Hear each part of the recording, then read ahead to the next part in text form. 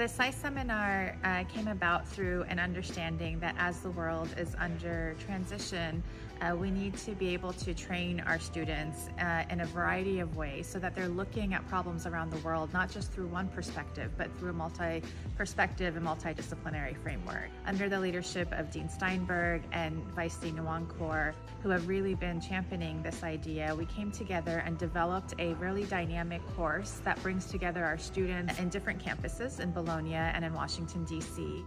We're building a cohort across these campuses where they can come together, discuss ideas, debate with one another, create a really dynamic learning experience. So I would say for a first-year master's student, the possibility of engaging with so many different topics and policy areas from so many different perspectives and approaches is really pretty priceless. I mean, they engage both with foundational texts and with empirical examples of these texts, and then they have the opportunity to actually discuss with leading practitioners and scholars of that field. In a place like SAIS, you have all kinds of expertise. You have people who've been national security advisor, you have people who have been diplomats, you have people who've had tremendous success in the private sector or in the nonprofit world. But almost never do you have them all coming together to talk to the same group of students and to be able to bring their different ideas and expertise into the same zone. And I think that really is what the SAIS Seminar offers, is a chance to come at the same problem or cluster of interrelated problems from many different perspectives. I think what's been helpful is that because we've covered so many different frameworks, they have given me more tools to analyze things moving forward. If we didn't have this, I probably wouldn't think about the anthropological side of some of the discussions that we're having, or the social side of some of the discussions we're having. And so it kind of gives you insight into different perspectives that you can kind of take with you moving forward.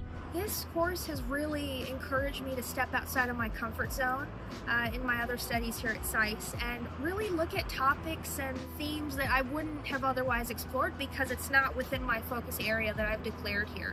It's given me the freedom to understand that all knowledge is related, that the issues that comprise one contemporary problem are most likely found in another.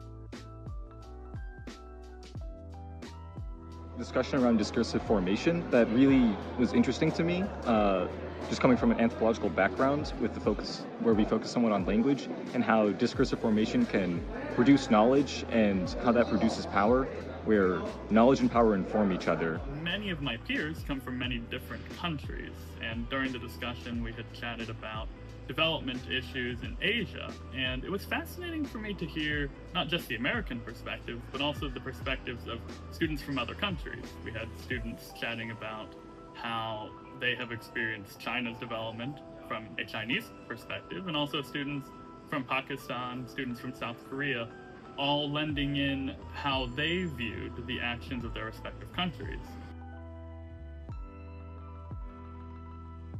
What I hope students take away from the SAIS seminar is that rarely ever is there a perfect solution. There's always going to be trade-offs and risks when engaging and crafting in policy. And so that's something that we like to do, is to discuss very complex problems so they can navigate when they go out into the world and try to solve these policy issues. My hope is that students leave not just knowing what major global challenges are, but also knowing how to navigate this uncertainty, thinking critically, listening generously, and also knowing that multiple perspectives can coexist and must be used for problem solving.